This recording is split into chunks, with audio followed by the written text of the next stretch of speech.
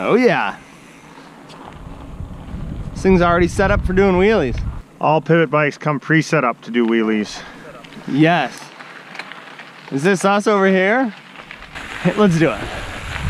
All right, I'm here with Chris Kokalis, the owner and mastermind behind all the bikes here at Pivot. It's everybody that rides a Pivot, loves a Pivot. Like what do you do to keep coming back for more? Well, we just keep innovating, and we've certainly ventured a few new categories in the last several years, but with the new Mach 5.5, it's really where we began. When we launched Pivot in 2007, we had the Mach 4 and the Mach 5.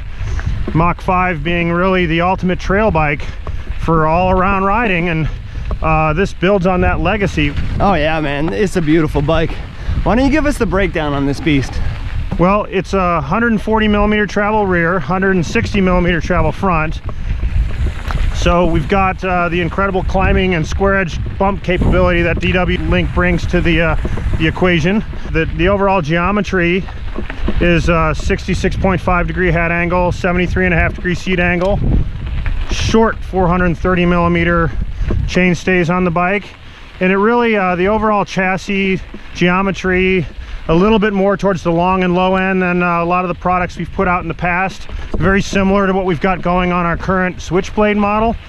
And when combined with the 27.5 wheels, you really get that nimble handling package for tight cornering, great climbing, but at the same time, the bike is fully enduro capable. It can go down the nastiest of stuff.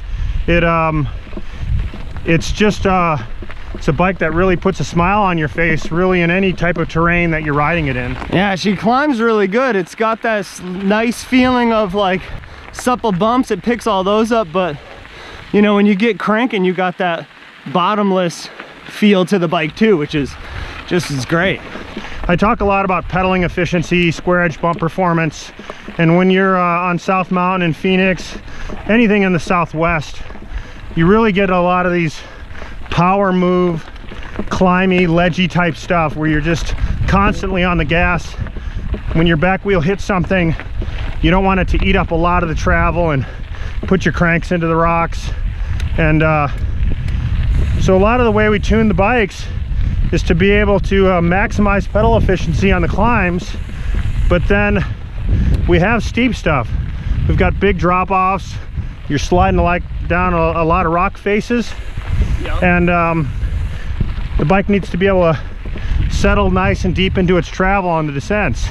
So we really have a wide variety of terrain here to make sure that the bike will work great in any conditions.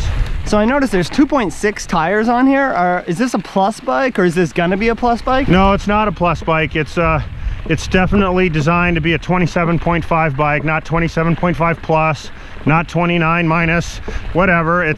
We started the development with pretty much standard 27.5 by 235 tires, and recently there's been some developments on the Max's side with wide trail tires that are designed for a little bit wider rims, move the tread pattern out, and with that setup, we're able to go wider on the rims and put a slightly wider tire on the bike. So it really mates to the whole idea of the ultimate trail bike. Ah! That was a rattlesnake!